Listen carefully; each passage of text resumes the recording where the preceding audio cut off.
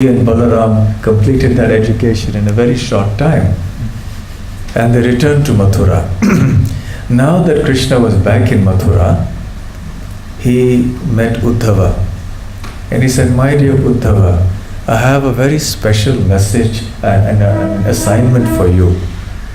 Ever since I left Vrindavan, my mother and my father, Mother Yashoda and Nanda Maharaj, have been grieving in great separation from me.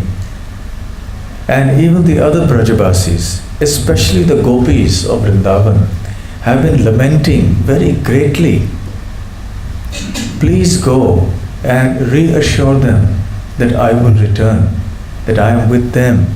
And especially I am concerned not just about my parents, but also about the gopis of Vrindavan. Because these gopis have given up everything. They've given up their swajana, their relatives. They've given up their good reputation as chaste ladies in the society. They've given up their families and everything to be with me. And then now I have left Vrindavan. So they are feeling intense pangs of separation. So please go and pacify them, console them. Give them my message." So Krishna gives him a message as well, which Uddhava in his wisdom deems fit to write down. He remembered everything, but still he wanted to write it down. So he wrote it down. And so Krishna gives this assignment to Uddhava and tells him, "Please go ahead." Uddhava, being a very obedient servant and devotee of Krishna, immediately boarded the chariot and started out for Nanda Gokula. Now the question is, why did Krishna not invite Nanda Maharaj and Mother Yashoda to come to Mathura? They had already been there. They came there and they witnessed how Krishna and Balaram had killed Kamsa and Mushtika, Chanura and the others. So they could easily have called Krishna Balaram, Nanda Maharaj and Mother Yashoda to come to Mathura. So why did they not do it? The answer is that Mathura was a place of royal opulence. The atmosphere was charged with royalty. Whereas Vrindavan was a simple place, beautiful and opulent, but in its own way, full of natural opulences. Cows, yogurt, butter, flowers, beautiful trees, and so on. Rolling pastures, and the great Brajabasi devotees. So the Brajabasis would not fit into Mathura. The mood, the atmosphere was so different that they would not feel happy and comfortable living in the royal ambience of Mathura. They just wanted to be in the pastures in the village, and where Krishna would play the flute, and here Krishna was a royal prince. So it was an incompatible thing from the point of view of their mood of devotion to Krishna. And secondly, for Krishna it would have been awkward to have two sets of parents. On one hand you have Nanda and Yashoda, who have brought him up, raised him for 10.5 years, and now suddenly he is with Mother Devaki and Vasudeva, and he's been away from them for so many years, so naturally he has to give them a lot of opportunity for service to him.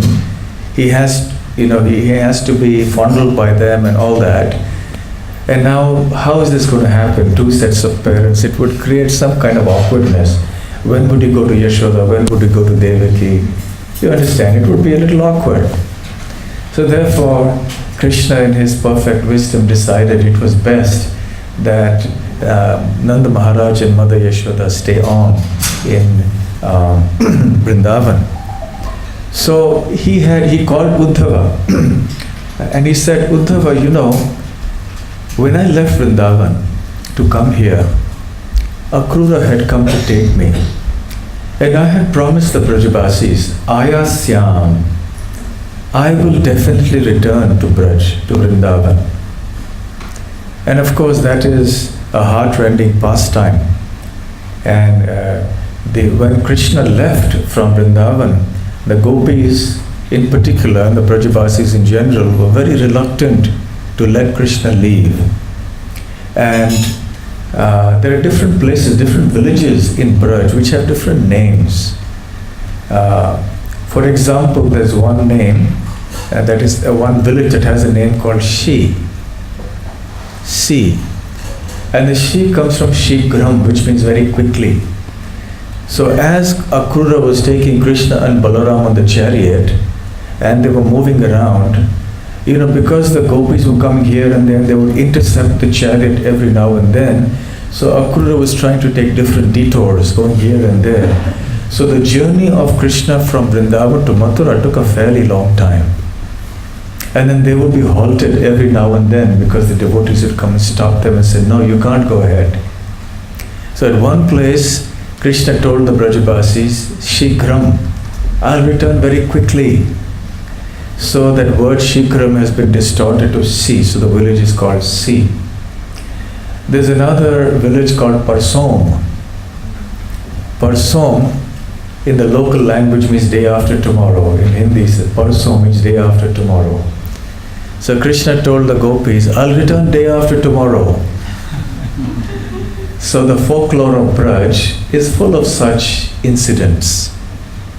So in the Bhagavatam, in the 39th chapter of the 10th canto, we see Krishna reassuring the Brajavasis when they are heartbroken at his impending departure, because they suspect that he will never come back.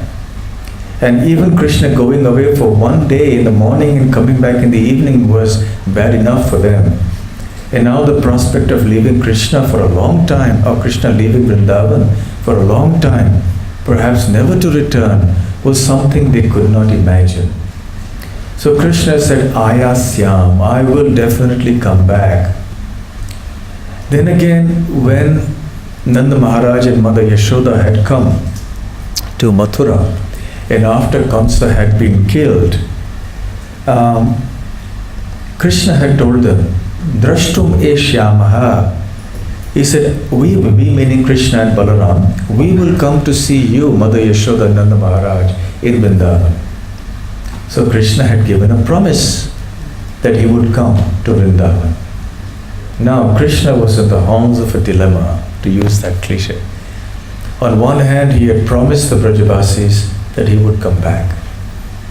He was also desirous of coming back because he was never happy without the Brajavasis. No matter what royal opulence he had, no matter what kind of other pure devotees he was with, he could not forget the love of the residents of Vrindavan for him. So incomparable and exalted is the love of the Brajavasis. So on one hand, there are all these compelling reasons for Krishna to go back. On the other hand, he also has made a promise to Mother Devaki and Vasudeva. They have been deprived of Krishna's childhood pastimes. Krishna was born to them, born unquote, not like us, but he appeared before them, and immediately he had to be transferred from the prison of Mathura, of Kamsa, across the Yamuna to Gokula. So Devaki and Vasudeva never got to see the childhood pastimes of Krishna. So they were also deprived of this nectar, and they also used to feel that. So the nectar that Mother Yashoda and Nanda Maharaj received in terms of witnessing the childhood, the babyhood and the childhood and boyhood pastimes of Krishna, that nectar was never obtained by Devaki and Vasudeva. And they had the personal association of Krishna in all these 10.5 years. So Krishna now wanted to satisfy Devaki and Vasudeva as well. So he had promised them that I will stay with you and I will spend time with you. So he could not now disappoint them. And also, he had a more internal and esoteric reason for not going back to Vrindavan. Many times devotees ask this question, why was Krishna so cruel? Have you heard that question? Of course, the gopis say it all the time. after Krishna's departure. But even devotees feel, why was Krishna so cruel that he put all the Brajavasis into so much suffering? He could have stayed there in Vrindavan all his life and done his pastimes there. But he left Mathura, he left Vrindavan to go to Mathura, and then he went far away to Dwarka, and he was traveling everywhere. He went to Hastinapur and Indraprastha and Kurukshetra and Magadha and here and there and everywhere. But what about Vrindavan? His most dearmost devotees, why did he leave them like this? Well, actually Krishna did go back to Vrindavan one time after the killing of Dantavakra, and this is mentioned by Srila Jiva Goswami in his commentaries. He went quickly. Balaram did go, and that is mentioned in the Srimad Bhagavatam, but Krishna's going back is not mentioned in the Srimad Bhagavatam. Jiva Goswami mentions that in his commentaries. He meant he went for a short while. But in any case, why did he come to Mathura and Dwarka? Well, from one point of view, because in the spiritual world, in Krishna Loka, there are three divisions. There is Goloka Vrindavan, there is Mathura, there is Dwarka. So all these pastimes from Krishna Loka had to be performed here. There were devotees of Krishna in all three moods. So those devotees had to be facilitated as well. Plus Krishna had to speak Bhagavad Gita. He had many other devotees to deliver. He was coming here only for 125 earthly years. He had much to do on the earth planet.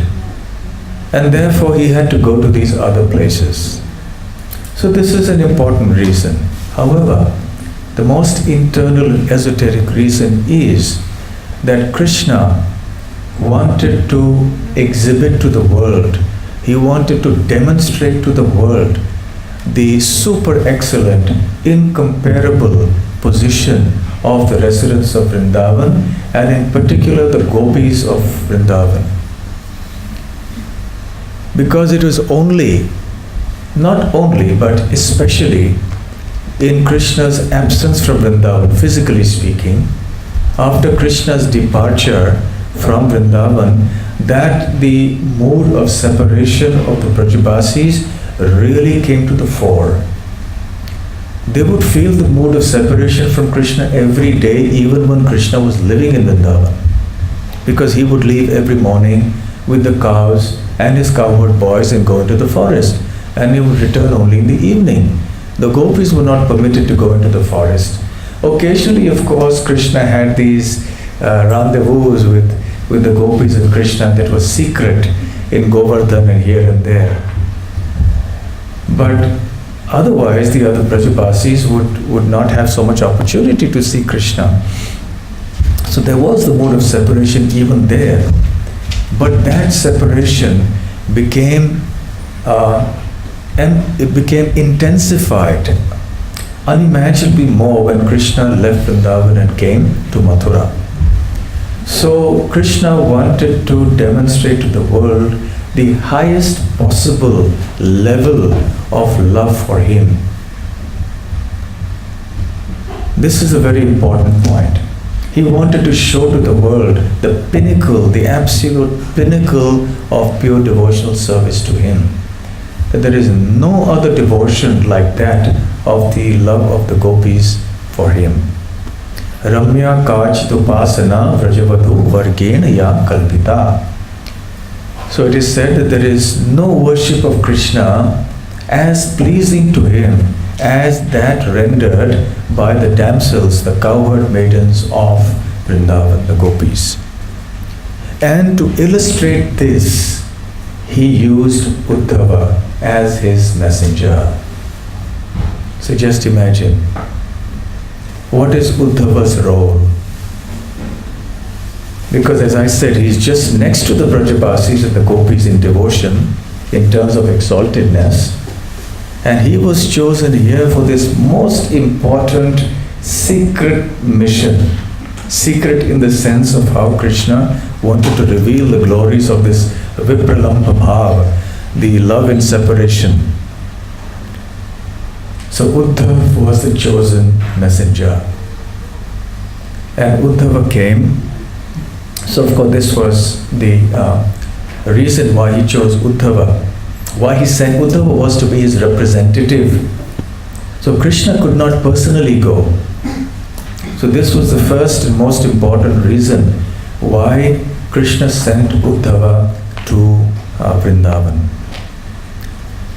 Secondly, Uddhava was, and by the way, even in the heart of Uddhava, there may have been some kind of trace of, we couldn't call it pride, because the word pride has a very negative material connotation, but there may have been some trace of that kind of feeling that, well, we are all such close devotees of Krishna.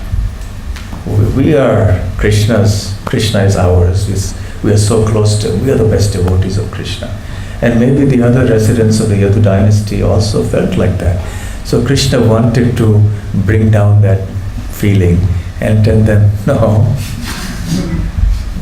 these are the devotees. They are more special than you. You are special, but they are more special. So he wanted to make them aware also, and the whole world, of what the Brajabasis are like. So this is the first reason Uddhava was sent to Vrindavan by Krishna. The second reason is that he knew that the Brajabasis were suffering. They were in great sorrow in their separation from Krishna. And it was only Uddhava who was so capable, so intelligent, so wise as to be able to pacify them and console them. Nobody else would have been able to do the job. So this was how Uddhava finally came to be the messenger of Krishna to Vrindavan. Now we don't have much time.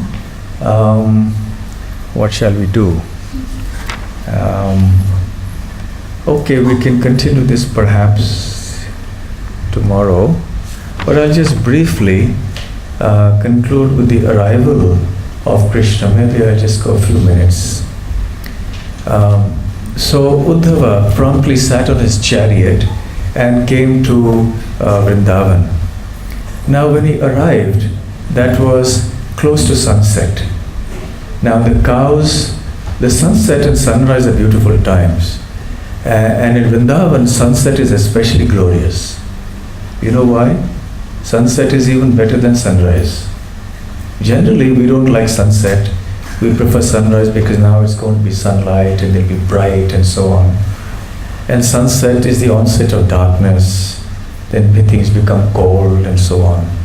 But in Vrindavan, they prefer sunset. Why? Sorry? Because Krishna returns. They can see Krishna again. At sunrise, they see Krishna going. That's not a good thing for them. But at sunset, Krishna is returning. And that's something they've been waiting for all day. So the gopis, they climb to the Chandrashalikas. You know, they have little towers in their homes and little terraces. So they would go to the top and crane their necks and strain their eyes to see whether Krishna was coming. And what was the signal that Krishna was coming? The dust raised by the hooves of the cows and the calves. And they could see that from a great distance. It was like clouds of dust. And they could understand Krishna and the cowherd boys and the cows and the calves were returning. And they were all hushed with excitement, waiting to have those few glances of Krishna, to be able to see Krishna as he returned, as he walked by playing the flute, stealing glances at the gopis. Now this time is called Godhuli. Dhuli means dust, Go means the cow. So because this is the time where the dust is raised by the hooves of the cows as they return, it's a very beautiful time, Godhuli time. And this dust is considered very auspicious. So even today in Vedic culture, as devotees also, we take the dust from the hooves of the calves or the cows and we smear it on ourselves. And we take it and place the dust on our heads. That's common practice amongst devotees. So this time is a very beautiful time called Godhuli. And Krishna, when he comes back, his face is also smeared with some dust particles and so on. Makes Krishna look even more beautiful. When we have dust smeared all over, we don't look so good. We have to go and take a bath. But Krishna looks even more beautiful when his face has some dust on it and so on. So when Uddhava came, it was a Godhuli time. And the cows were returning, and in front of them the calves were jumping and dancing, and so there was a whole festival of cows and bulls there. The bulls were grunting, and they also saw the calves, so they were going towards the cows. The cows were mooing in great expectation, and they were trying to control their calves, but the calves were uncontrollable. They were jumping and dancing in great ecstasy. So there was a huge tumult in Braja at Godhuli every day. And on top of that, there was a singing of the gopis. The gopis were always, the younger and the older gopis, were always singing songs about the glories of Krishna, about his pastimes. So then there was a sound of the clanging of their bangles as they were churning the butter. So there was this mix of all these varieties of sounds, and it created a kind of a transcendental festival every evening. Now the question may be asked validly that, but the whole of Vrindavan was immersed in grief due to separation from Krishna. But what we see here here is a description of great joy. So Jiva Goswami explains that, or maybe Vishwanath Chakravarti, anyway, one of them explains that this is because Krishna put a curtain of Yogamaya over Uddhava's eyes. So he would not see the grief as soon as he arrived. He would see the natural hustle and bustle of Vrindavan at that time. And Uddhava was wonderstruck and filled with bliss to see this whole transcendental situation there. And he arrived at the house of Nanda Maharaj. Nanda Maharaj welcomed him. And if you want to know what Nanda Maharaj said, and then after that what happened, then you'll have to come tomorrow morning here, same place, same time. So we'll stop here for just one or two questions, and then we'll end here. Any questions or comments?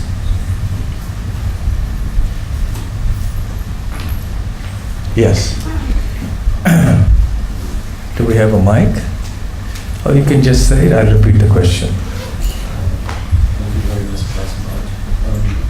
I've heard sometimes it's said that Uddhava is a Jnani Bhakta, but he's a pure devotee, you said. Can you clarify why Acharyas would say that? Okay, the question is that we've heard that Uddhava was a Jnani Bhakta, and so how is it that he's so exalted? Can we defer the answer to this question till tomorrow? I would have liked to deal with it today, but we are running out of time, so we'll carry it forward to tomorrow. And if it's still not answered, please remind me. Yes? Uddhava is some Vatsalya's. It's like the cousin of Krishna. Uddhava is not Vatsalya. He's the Sakyaras. Sakya. Uddhava is in mood of friendship and equal. He's Krishna's same age, same appearance, like a counselor, like a friend, like that. Like we say also Balaram, sometimes Sakya. Yes, yes. But my question is, you said that after him, the gopis, Vrindavan, they were hired.